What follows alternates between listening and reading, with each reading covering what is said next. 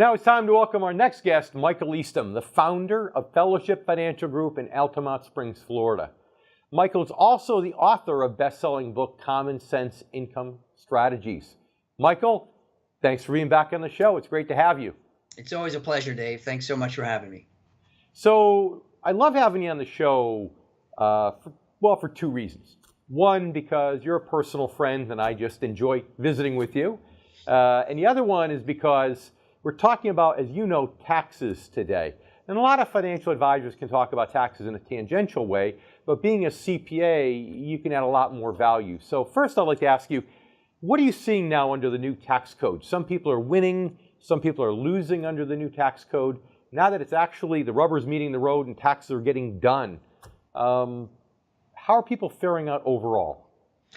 I think one of the things that we're seeing is that folks who are in the middle class, they're actually seeing some tax savings. So some of those folks have taken it early in the year in that they adjusted their withholdings from their paychecks, and so they're seeing it up front.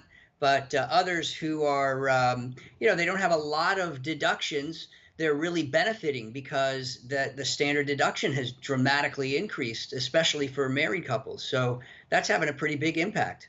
But if most people change their withholding, or have they not, and they're just getting kind of a bonus now when they get a refund?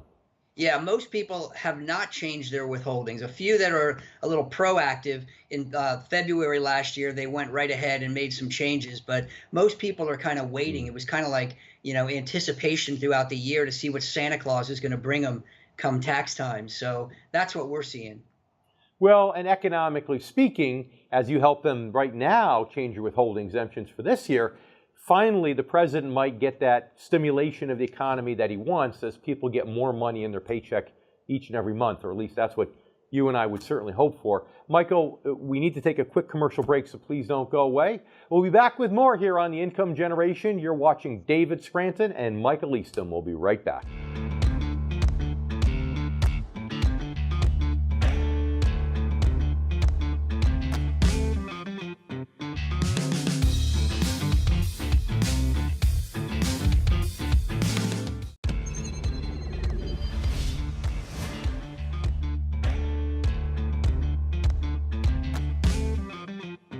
Welcome back. We're talking with Michael Eastham, best-selling author and founder of Fellowship Financial Group in Altamont Springs, Florida. If you don't know where that is, Orlando, Florida. Michael, thanks for sticking around. It's great to be here, Dave.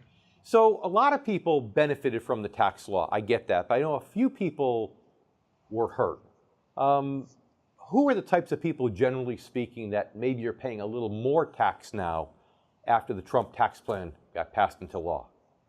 I think some of the people that we're seeing are people who maybe they've got a few kids, they're higher income earners, and they had just a marginal amount of itemized deductions, because those people are getting, they're no longer itemizing for one, but they also don't get the personal exemptions that they were getting before the tax cut kicked in. So those are the folks that are getting a little bit of a surprise.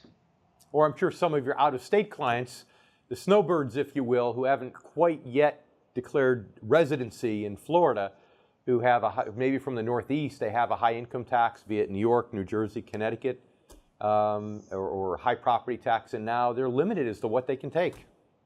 Shh. We're trying to slow down the flow of those people from coming to Florida because we don't have a state income tax. So yeah.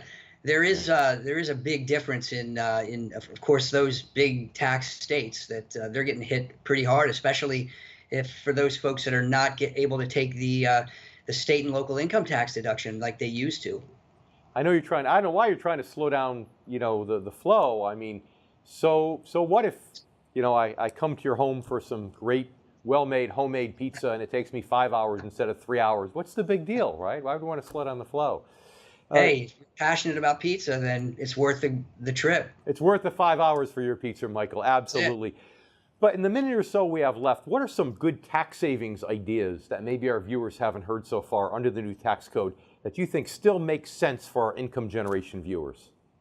Well, actually, there's a couple of really good ones, and one specifically that sticks out in my mind. If you're over 70 and a half and you're taking your required minimum distributions, And you used to be able to benefit by contributing to a charitable organization. Well, now you're itemizing.